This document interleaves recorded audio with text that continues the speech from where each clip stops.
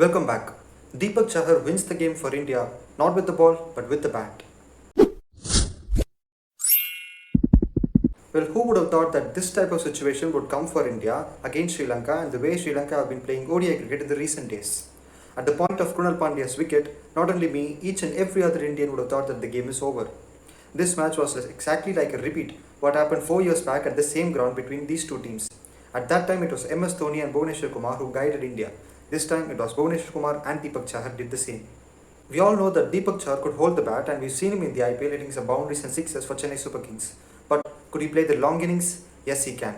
Remember, he's the opener for Rajasthan in the Syed Mushtaq Ali Trophy and he also has a separate ground for himself in his home where he bats all days. And all the time that he was putting in his batting effort paid off one day against Sri Lanka in the most important time.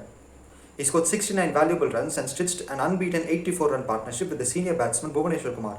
And we cannot deny the fact that he batted brilliantly, and we cannot also deny that the captaincy of Dasun Shanaka was not up to the mark. Sri Lanka have made two big mistakes in this match, and by winning this game, Deepak Chahar and India have created 5 more records. First mistake. Bahindu Asaranga was bowling brilliantly and he turned the ball both ways. He was the most dangerous bowler while comparing to all the other Sri Lankan bowlers.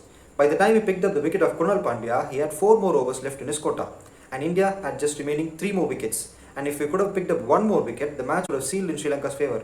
But he did not. Instead, he was replaced by Chamira. By the time he returned in the 47th over, both Deepak Chahar and Bhuvneshwar Kumar were well settled and played him beautifully by negotiating all the deliveries.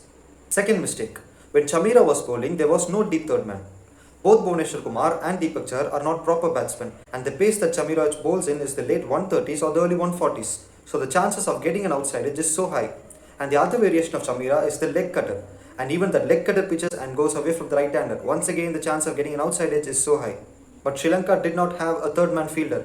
As a result, 4 boundaries were scored in that region, and 3 of them went over the short third man fielder, which would have been a catch for a deep third man fielder.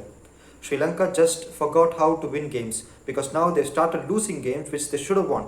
They batted brilliantly to set a target of 270, but they still lost the game with 80 more runs to defend with just 3 wickets in hand. Hard luck for Sri Lanka. By pulling off this epic run chase, India created 5 new records, and we're going to list them out now. Fifth record, 69 runs scored by Deepak Chahar, is the second highest by a number 8 batsman for India in ODIs. The first position goes to Ravindra Jadeja.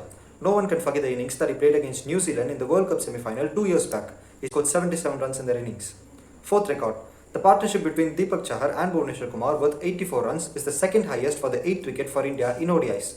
The first best was 100 runs between Dhoni and Bhuvneshwar Kumar in the same venue against the same opponents. Third record, by winning the match, India also clinched the series 2-0, so that this is their 9th consecutive ODI series victory against Sri Lanka, which is the third best in the world. First is Pakistan vs Zimbabwe, 9 continuous series victories. Second is India vs West Indies, 10 continuous series victories. Second record, by winning this game, India registered the 93rd ODI win against Sri Lanka, which is the most by any team against a particular opponent in one-day cricket. First record, India chased down 276 runs in this game, and this is the second highest successful run chase against Sri Lanka in Sri Lanka. The first one is 287, was also chased by India way back in 2012 in Palekele. If you like this video, like, share and subscribe to CricPundit and click the bell icon to receive notifications for all the videos. If you want to know about the series between South Africa and Ireland, I've written some articles and I've given the link in my description. Please do check it out.